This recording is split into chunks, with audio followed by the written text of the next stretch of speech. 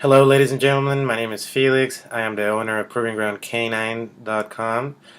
Some of the stuff we do around here is dog training from all levels, basic obedience, advanced obedience, behavior modification, and also a sale of threat elimination dogs from basic all the way to elite. To check us all out, go to www.provinggroundcanine.com. That's letter K, number 9. Today's video log is going to be filmed on a subject that is not very common in dog training circles, yet it's something that needs to be discussed as it's happening more and more all the time. It's the subject of anthropomorphism. Anthropomorphism is defined by Google as giving human traits or characteristics to a god, animal, or object. In my field of dog training, I deal with it as far as humans giving human characteristics to their dogs. Now, most of the time, and I should say all the time, this is rooted out of good intentions. This is rooted out of people who are very caring, very loving, very interested in providing the best lifestyle that they can to their dog. Yet, they don't necessarily take into consideration that this is an animal with prey drive, with certainly different kinds of drives than a human child or human baby.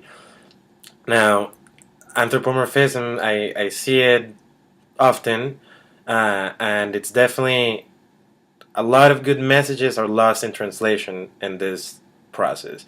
What I mean by that is that the people who are anthropomorphizing their dogs, what they're doing is that they want to provide the best lifestyle that they can, yet the message that the animal gets is a message of dominance, a message of encouraging their dominance and encouraging certain behaviors that we actually don't want and that are actually going to be problematic when the dog turns into an adult dog.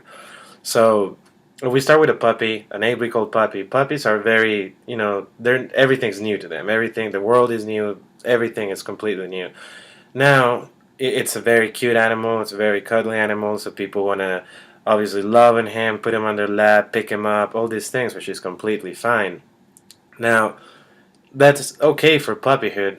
As the dog starts going in their teenage months, 9 to 14 months old, they start testing us a little bit. They start trying to see, who's really the boss in here, who's in charge. Already at those months, at those teenage months, the relationship with the dog can't necessarily be the same as we had with a little puppy. It can be the same of just playing, cuddling, giving treats at all times, because this dog is going to start getting the wrong message by that. Now, fast forward a couple of months into the maturation stage between 12 and 18 months old, we get a dog around that age that continues to be treated in an anthropomorphic way. Now, this dog is definitely very at risk to turning into a problem dog. The reason why I say at risk is because that actually depends on the genetics of the dog. If the dog is predisposed to be a dominant dog, he is going to take all these human messages and run with them. If the dog isn't necessarily predisposed for those things, it's going to let you get away with it. It's okay. Now, if we get an owner that is a very sweet, caring person, they want to provide the best life for the dog, and a very genetically dominant dog. Now, this owner, unbeknownst to them, they completely treat their animal in an anthropomorphic way. They carry him around. When something spooks him a little bit and the hackles go up, they actually pet him and tell him it's okay, it's okay, it's okay. They let him sleep on the bed, they let him eat first, they let him go through a door first. All these subtle details are communicating to the dog that us, the humans, aren't necessarily in charge, that it's him. Specific examples, if a dog is barking at something because he got nervous, and we start praising him, trying to calm him down like we will do to another human being, what that dog is learning at that specific moment is reinforcement, is reinforcement for that specific behavior of showing, a defensive reaction to that. It should be left alone. It shouldn't be encouraged. Eating before a human being, like in a pack of wolves, the most dominant wolf eats first and then goes by rank. So what we want to do as human beings is we eat first. The dog doesn't get any food from our table. The dog doesn't get anything from the fork, anything from the hand. They get the food from their kibble after we eat. Going through a door. We go through a door first, then the dog goes. If your dog has a little bit of obedience, you can put him on a down stay. You go through the door and then release him so he can go. Sleeping on a bed, that's something that can definitely, if you get a really dominant dog and the dog's sleeping on the bed, now the dog's gonna start pushing himself against you to establish its space. Being on a lap, the dog comes to the lap and demands to be petted. If we want to pet the dog, we'll give him praise when on our terms. When we want to give him praise, we will give him praise. But if the dog comes to us and demands, okay, pet me now, praise me, and every single time that they do that, we go ahead and praise them and do anything that they want. Now, this dog is going to take that, is going to run with it. Especially if it's an intelligent dog, this dog is going to see those behaviors and is going to feel like, okay, I am in charge here. It's not this human, I am in charge. Now, that feeling of being in charge for a dog in the same household with a human is a very stressful thing. Dogs are engineered to see a human as the alpha, as the highest ranking member of the pack. Now, if there's a house in which you have humans and dogs, and now this dog feels like he needs to take care of the humans, that he's the highest ranking member and he needs to watch over the humans, that's a load of stress to that dog that dog is not necessarily engineered for. They live more at peace when they have an owner handler that is firm and in charge of what to do. Now, as I'm saying, this 95% of the time, this is unbeknownst to the owner. They love their dog so much that they want to provide the best life, but they don't know that these things that they're doing are creating these specific behaviors on the dogs. When the dog matures, that's when I get the call. And that's when they're telling me, okay, my dog, who I was able to take to the dog park, I was able to take on walks, and he ran around, he ran free, he was always hanging out with my other dogs. All of a sudden now he's attacking my other dog, he can't go to the dog park. I try to tell him no for something, and he snaps at me. They're baffled as to why this is happening at this age of the dog when the dog matures. The reason why is because they were brought up in an anthropomorphic way. They were brought up as humans when they're not. They were brought up to almost forcefully see the world through different eyes than their animal eyes. And that inevitably leads to problematic behaviors.